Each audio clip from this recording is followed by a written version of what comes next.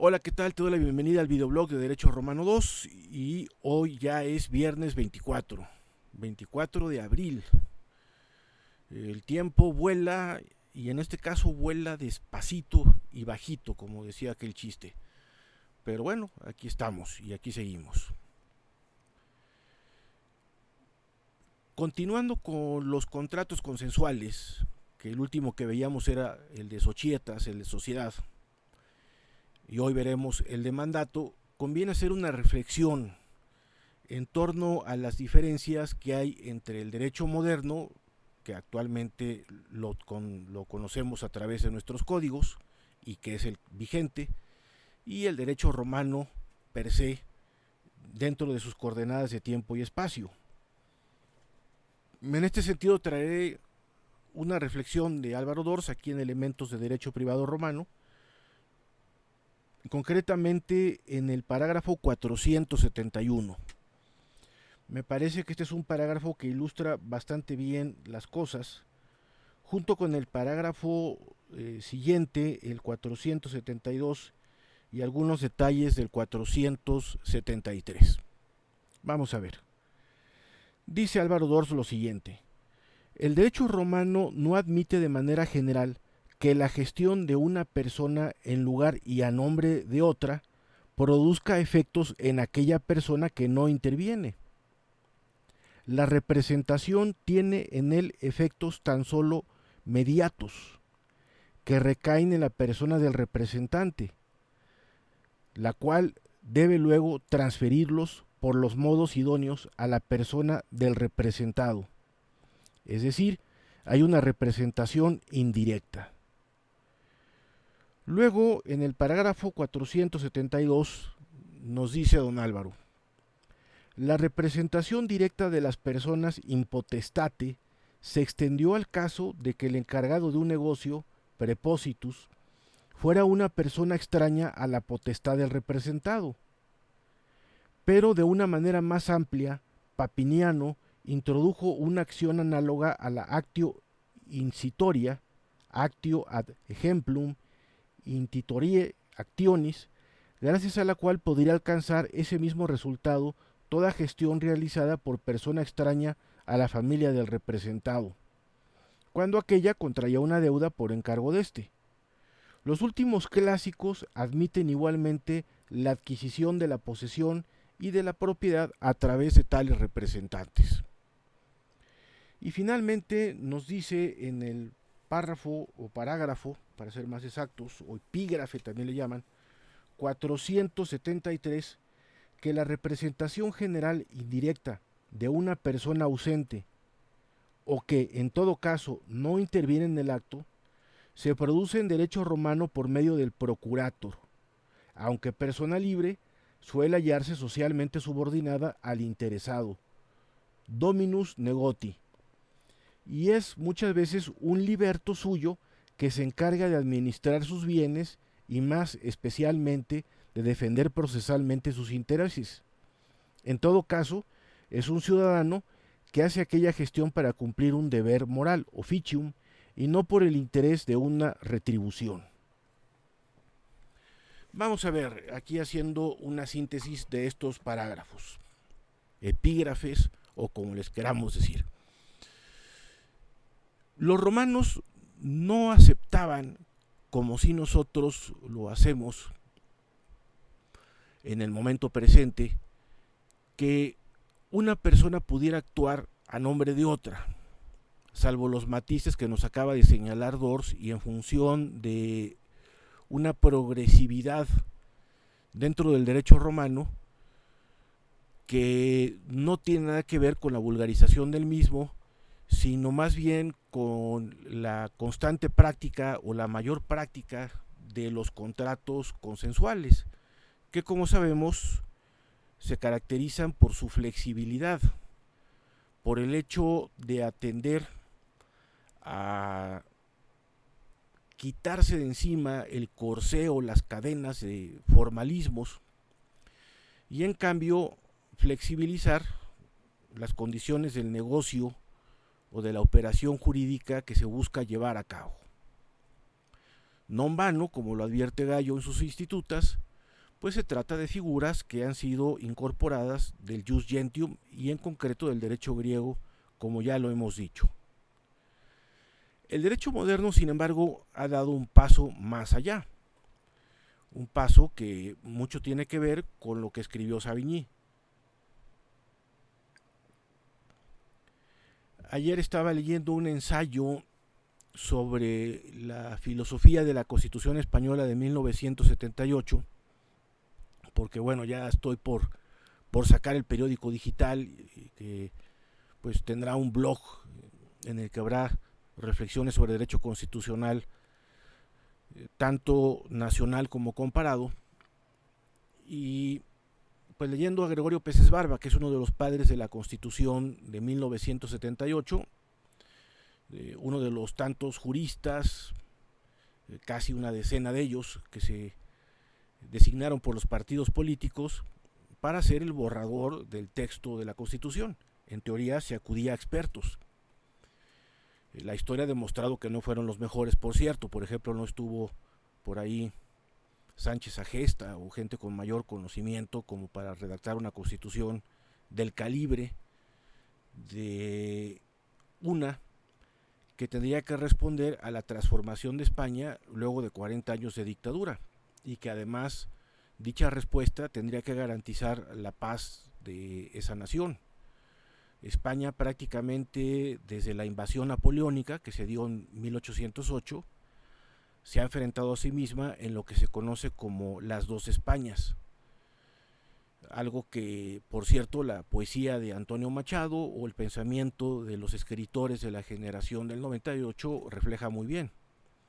Las dos Españas, sobre todo, se notan en un enfrentamiento civil en 1833, en lo que se conoció como la Primera Guerra Carlista, pero eso ya es otra historia.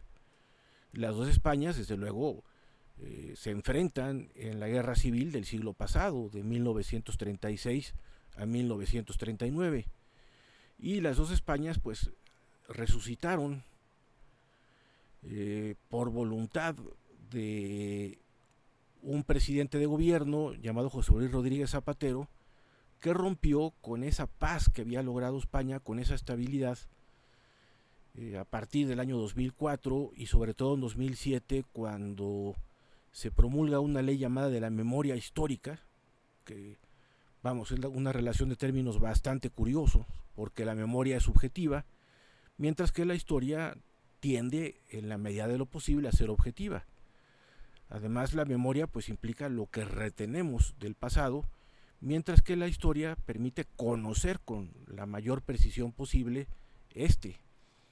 y pues la memoria como subjetiva pues puede implicar interpretaciones que no necesariamente obedecen a la objetividad de manejar el texto en virtud de un contexto, y en cambio ponerse las gafas, no para leer como es el caso de un servidor, por mi gloriosa miopía, sino también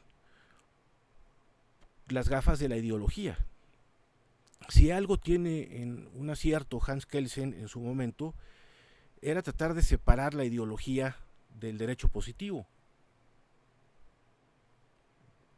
El problema de Kelsen es que él tenía una ideología, que era el derecho positivo, el juspositivismo, y ese distanciamiento y esa ruptura con el orden moral, lo cual lo llevaba efectivamente a no solamente distinguir las normas, sino a considerar que la justicia era un ideal inalcanzable, lo cual para un jurista pues lo mejor que tiene que hacer es tomar una pistola y pegarse un tiro o dedicarse a otra cosa. Si no aspiramos a la justicia, pues no podemos aspirar a la libertad, y entonces es el momento de apagar la luz e irnos. Es el fracaso del Estado de Derecho. Kelsen tendía mucho a considerar la vigencia del derecho en virtud de su formalidad, de la formalidad prevista en la ley fundamental, y acabó el hombre pues abandonando su nación ante la persecución del nacionalsocialismo, porque es mucho, además de tener sangre judía, era inclinado por las ideas socialdemócratas y no tenía nada que hacer corriendo el riesgo de terminar en un campo de concentración, sino es que incluso eventualmente de exterminio. Fue lo que le pasó a Gustav Radbruch sí se quedó en Alemania. Y luego acaba rectificando y hace esa observación de la importancia de volver al estudio del derecho natural, como antes se acudía a él en las facultades de jurisprudencia de las naciones que luego se integrarían como Alemania a finales del siglo XIX. Pero Kelsen, y por eso traía a colación a este autor, abreva tanto de Kant como de Savigny. De Kant va a abrevar justamente esta separación entre el orden moral, que es un orden meramente subjetivo, al orden del derecho positivo, que en su opinión es algo objetivo, y luego el tamiz de Savigny, que empezará a configurar los conceptos del derecho moderno. Y lo que les decía de Gregorio Peces Barba, uno de los principales redactores de la Constitución Española del 78, que definitivamente luego del golpe que le da José Luis Rodríguez Zapatero al régimen fundamentado en dicha Constitución, un golpe ideológico, un golpe a través de una serie de leyes con una carga distante de los fines que tiene que tener el derecho, porque el derecho debe buscar la convivencia pacífica en la sociedad, pues provocó la discordia y la división. Y España actualmente pues es un hervidero que además con la pandemia pues está a punto de que la olla de vapor vuele la tapa de la misma. Lo que me sorprendió es la pobreza de la doctrina de Gregorio Peces Barba. He leído a muchísimos comentaristas de Kelsen, y este señor, la filosofía que pretende hacer acerca de la Constitución del 78 es totalmente kelseniana. Kelsen tiene aportaciones extraordinarias que ya hemos comentado. La jerarquía normativa es una de ellas porque nos permite tener un conocimiento del principio de legalidad muy adecuado. Pero aún con la jerarquía normativa, pues existen normas que pueden estar por encima de la Constitución, no solamente quedarse en su rango, como pueden ser las generadas en el derecho internacional en materia de derechos humanos, precisamente para evitar por parte de la comunidad de las naciones que exista un Estado totalitario y que niegue derechos que son comunes a todos los seres humanos a sus súbditos. Y es por ello que existe una Corte Penal Internacional, es por eso que ha surgido una Corte Interamericana de Derechos Humanos, una Corte Internacional de Justicia, que si bien es cierto obedecen también a otro autor de esta línea que, repito, es Kant, donde él propone la paz perpetua, pues si nos limitamos a la Constitución como norma suprema, pues no tendríamos acceso a esa posibilidad de que los estados puedan intervenir cuando sea necesario por violaciones graves a los derechos humanos en sus pares. En los 90 fuimos testigos de algunas intervenciones por causas humanitarias. Se dio el caso de las guerras en los Balcanes, cuando la República Federal de Yugoslavia deja de existir y empieza a haber enfrentamientos terribles, sobre todo hacia el mar Adriático. La guerra de Bosnia-Herzegovina fue una de las guerras más crueles que se han tenido en fechas recientes, y justamente esta se dio cuando Europa se estaba integrando como Unión Europea luego del Tratado de Maastricht, es decir, entre 92 y 94, años tremendos que sin embargo a la luz de la historia pues prácticamente fueron ayer, fueron hace unos cuantos días, ¿no? Esto demostraba que esta concepción del derecho internacional no es muy aceptada actualmente, y que también encontramos una especie de nacionalismo, otra corriente que es un soberanismo, y que estas dos contrastan con el mundo globalizado. En los 80s, sobre todo a finales de los 80s, cuando cae el muro de Berlín, o en su momento antes de que cayera que fue el 9 de noviembre de 89,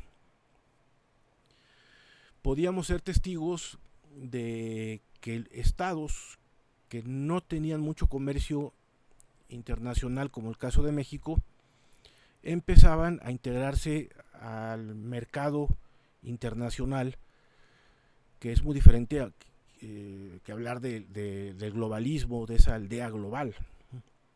México, por ejemplo, en el año 87 ingresa al Acuerdo General de Tarifas y Aranceles, que actualmente es la Organización Mundial del Comercio. Me acuerdo que ya uno podía encontrarse sneakers y chocolatitos de estos en los Oxxos y refrigeradores orientales de Taiwán. Era más frecuente encontrar cosas hechas en Taiwán que en China, que te hacían hielos para el vaso. Empezaron a surgir los primeros clubs de precios, como actualmente lo son los Sams o los Costco, y todavía eso que no se estaba negociando el Tratado de Libre Comercio. Del Tratado de Libre Comercio me refiero al de Canadá y Estados Unidos. Había resistencias muy grandes, sobre todo por los sindicatos mexicanos, que temían por la pérdida de empleos o porque se afectaran determinadas industrias en nuestro territorio. Entonces aquí pueden ver la confrontación de posturas, una postura nacionalista, o podemos llamarle también patriótica, nacional, las dos posturas que comentaba hace un momento, por parte de sindicatos o determinados grupos empresariales, y la parte globalista, que empezó pues con la apertura comercial, no solamente en el caso de México. La propia Unión Europea era el resultado de las comunidades europeas, que en principio había sido la del carbón y acero, luego de la energía atómica, luego la Comunidad Económica Europea, que implicaba facilitar transacciones comerciales entre los estados. Otra cosa era buscar una especie de gobierno único universal o una serie de cosas así, que además pues no creo que tenga recorrido histórico, porque en la historia nunca ha habido ninguna potencia que esté por encima de otra. Había lecturas que decían que el COVID-19 fue producto de una conspiración que en alguna parte habrán hecho los reptilianos, o el malvado de Soros, o Pinky Brain, ¿no? ¿Qué vamos a hacer esta noche? Pregunta Pinky, y le responde Cerebro, lo de siempre, ¿no? Vamos a ver cómo vamos a conquistar al mundo. Pues la realidad es que no funciona así. Por supuesto que hay establishment, que hay élites, y que con toda razón tienen el derecho a reunirse, aunque no siempre sus soluciones son las más adecuadas ni las más consecuentes con la naturaleza humana, pero eso ya es otra historia. Lo cierto es que si nos encontramos en una coyuntura, en una disyuntiva, donde tendremos que vivir cambios de regímenes. A México le conviene, en este caso concreto, aceptar la justicia internacional, no la justicia universal, ojo, que predica gentuza como Baltasar Garzón o el ministro Marlaska del gobierno actual de España. Eso es un negocio de ellos. Pero sí que existen tribunales consolidados. La Corte Penal Internacional, que se funda en el Estatuto de Roma, pues tiene un marco jurídico interesante, que es perfeccionable, desde luego. El sistema interamericano tiene un marco jurídico muy valioso en el Pacto de San José de Costa Rica. El problema está en que los jueces a menudo son más ideólogos que juristas, y probablemente por ahí vayan los tiros. Para que funcione esa justicia internacional, pues hay que poner ahí a juristas y no gente que se decante por programas demográficos, por programas favorables solamente a unas minorías, que si bien es cierto, hay que terminar con todo tipo de discriminación, hay contradicciones muy graves en el tema de solamente favorecer a determinados colectivos, que eso puede causar no solamente la desigualdad ante el derecho positivo, ante la ley y ante la administración de la justicia, sino que, por lo tanto, incluso una desigualdad para el acceso a los medios de producción, para el acceso al ejercicio del derecho del trabajo. Estamos en una sopa muy complicada. No es el mundo como lo describe Jalife, que cree que hay un bando de buenos y uno de malos, y en fin, es un personaje que podría más bien dedicarse a la comedia del stand-up, darle un micrófono y en algún bar o algún antro se ponga a contar chistes. Porque él además siempre tiene contactos en el Pentágono, en el M16, en la KGB, en el G2, en fin. Yo creo que este amigo está de atar. Lo que tiene que ver aquí sencillamente son magistrados que la comunidad internacional sepa perfilar para cumplir con esa misión de la administración de la justicia, que se funda en la común naturaleza de todos los seres humanos. Hemos visto que en el derecho romano se reconocía como fuente del jus gentium, y que lo define Gallo como aquel que es el común a la razón común, valga la redundancia, de todos los seres humanos. Y es por ello que los romanos aceptaron figuras jurídicas del derecho griego, y que incluso vimos en el caso de las estipulaciones, llegó a haber algunas de estas que se podían hacer con la lengua griega. El Imperio Romano pues tuvo relaciones comerciales con otras sociedades políticas del momento, o incluso si hubo enfrentamientos militares, pues había reglas para la guerra, un jus bellum, jus ad bellum, un derecho de guerra y derecho de la guerra, que vamos, ya existía. Después, en el siglo XVI, Francisco de Vitoria hablará del jus inter gentes, que será la base del derecho internacional como hoy en día lo conocemos. Bueno, la realidad es que la Constitución Española 78, para cerrar esta divagación, pues fracasa. Fracasa porque esa Constitución en realidad era un pacto de una sociedad que había superado un enfrentamiento fratricida terrible, como fue la guerra civil del 36 al 39, y que en aras de continuar con su desarrollo y su integración en la comunidad de las naciones, pues se había dado ese régimen constitucional. Vamos a ver en qué acaba aquello. Nuestra Constitución, y es por eso que me preocupa el blog, pues también está en la mira. Hay que recordar que un 5 de febrero el presidente actual pues llegó a decir que la Constitución estaba muy parchada y que a lo mejor habría que pensar en una nueva. Esta fue la argucia que siguió en su momento Hugo Chávez, que incluso cuando protesta en la toma de posesión como presidente, dirige una serie de adjetivos a la Constitución que tiene ahí enfrente, diciendo que aquello pues ya es algo obsoleto, por decir la palabra más amable, de una serie de adjetivos calificativos bastante fuertes. Y bueno, esto se repitió con Evo Morales, se repitió también con Correa en Ecuador. Las constituciones, pues mientras más estables sean, le dan los cimientos a un Estado que también a su vez etimológicamente deriva de estabilidad. Pero bueno, repito, es cuando la ideología contamina el derecho. Y en el caso de las explicaciones de Peces Barba, pues encajaban muy poco con la realidad de lo que era la Constitución del 78. Si él pretendía redactarla, o si se consideró uno de los redactores, pues no entendió lo que redactó, porque de entrada el artículo 10 de esa Constitución, que reconoce a los derechos humanos y señala que una orientación para la interpretación de estos, bueno, esa Constitución habla con la terminología de derechos fundamentales, sin embargo, remite, repito, para efectos exegéticos, para efectos hermenéuticos, a la Declaración de los Derechos Humanos de la Organización de las Naciones Unidas. Y desde luego, además, España, como nación de la Unión Europea, pues suscribe todos los instrumentos de derechos humanos de esa región. En fin, pésimo comentarista de Kant.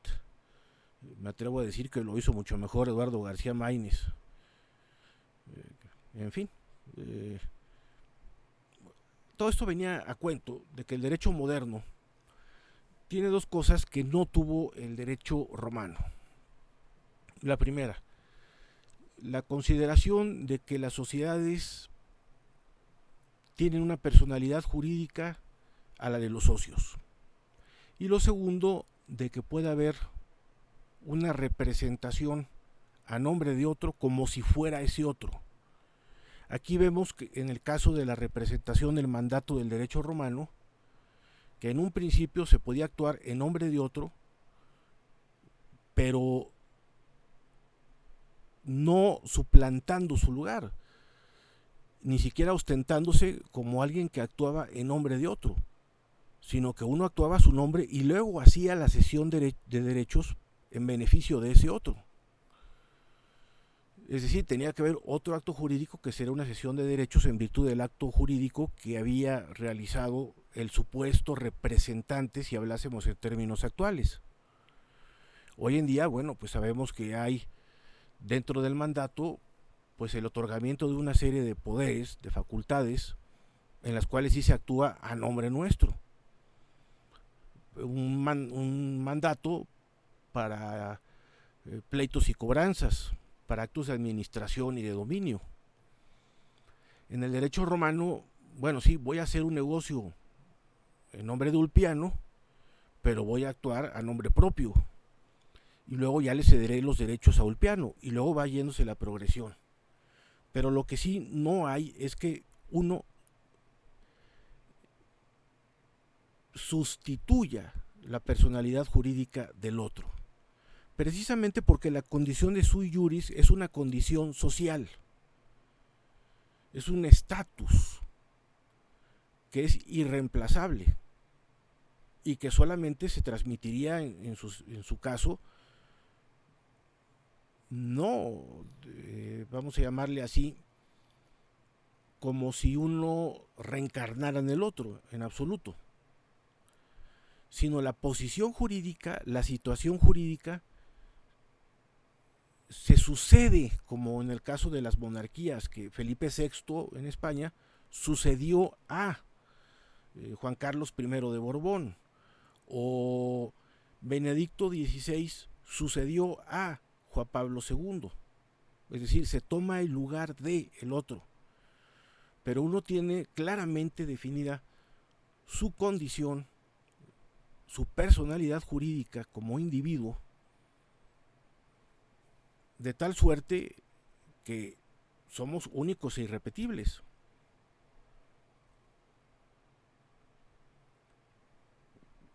Ahora, el término personalidad jurídica es equívoco en el derecho romano.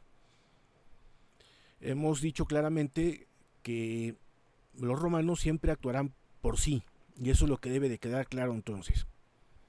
La personalidad jurídica es un término ya moderno, saviniano, y a lo que hace referencia a Fonsavigny es lisa y llanamente a la capacidad que tenemos para contraer obligaciones y reclamar derechos, para hacer, en términos actuales, sui juris o tener la capacidad de ejercicio, que es un término típico del derecho civil actual. Entonces vemos pues dos ficciones que en la actualidad perviven: el que uno pueda actuar en personería de otro como si fuese, perdónenme, ese otro, actuar en personería como si uno fuese ese otro, un representante legal de ese otro, un mandatario en nombre de ese otro, un apoderado legal en nombre de ese otro. Y en el caso de la sociedad se crea una persona jurídica concreta. Nosotros en México le llamamos persona moral porque es un ente de razón, es una construcción de la razón. En esa acepción tan peculiar de concebir a lo moral como una construcción subjetiva. Yo tengo otra concepción de lo moral. Para mí la moral no es autónoma, la moral es heterónoma porque la fundo en la ley natural. Pero ahí entraría una divagación más compleja y me remitirá a mi buen amigo Radbruch acerca de el problema de que la moral no es una construcción que yo haga, sino es un respeto a mi condición como persona y a la condición de persona de los otros. Es decir, que mi forma de ser, que es la persona humana, implica que soy contenedor de una serie de preceptos que me son connaturales y que puedo conocer a través de los hábitos elementales conocidos como sindéresis. Hace el bien y evita el mal. Trata a otro como quieres que te traten a ti. No hagas a otro lo que no quieres para ti. Vive honestamente. No hagas daño. Y el conocimiento, pues, de estos preceptos que no son inherentes es un conocimiento de la naturaleza humana. Lo que sucede es que el concepto de ley natural, pues el posmodernismo, sobre todo el marxismo cultural, pues lo ha ido arrinconando, incluso negando que esto pueda existir, de tal suerte que las decisiones sobre lo que somos pues son decisiones plenamente subjetivas con todos los riesgos que se pueda conllevar. Si un día uno amanece sintiéndose un caballo, pues entonces esto terminará bastante mal. Y no se trata de que lo llevemos a un manicomio, sino que hoy en día habría que decir, no, pues tiene razón, es un caballo. Hoy en día, como les digo, estamos en una disyuntiva muy complicada y vamos a ver qué va a pasar. Cuando termine esta pandemia, les apuesto doble sobre sencillo que el mundo no será igual. Quizá no sea una revolución que implica un cambio de 4 años como sucedió de la caída del muro hasta la conclusión de la Unión de Repúblicas Soviéticas Socialistas, o la propia revolución rusa que implicó el triunfo de los socialistas, los mencheviques, y eventualmente la toma del poder por los bolcheviques, 1917. Pero no lo duden, muchas de las cosas como actualmente las estamos concibiendo se van a transformar. Entonces quería hacer esta reflexión inicial porque nuestra mentalidad actual, repito, sí permite la representación legal en nombre de otro, la personería, término que ha recuperado, por ejemplo, la ley de amparo, y en su caso creamos un ente jurídico independiente de la condición personal de los socios, como es el caso de toda sociedad, ya sea asociación civil, sociedad en comandita simple, sociedad anónima, etcétera, etcétera, que se denominan personas jurídicas o personas morales. Voy a dejar este video aquí con esta reflexión para luego ya irme de lleno con el contrato de mandato. Pero había que hacer este paréntesis porque Dors es muy enfático en que tengamos que aterrizarnos en las diferencias de la mentalidad moderna con la mentalidad romana. Bueno, les mando un saludo y nos vemos en el siguiente video.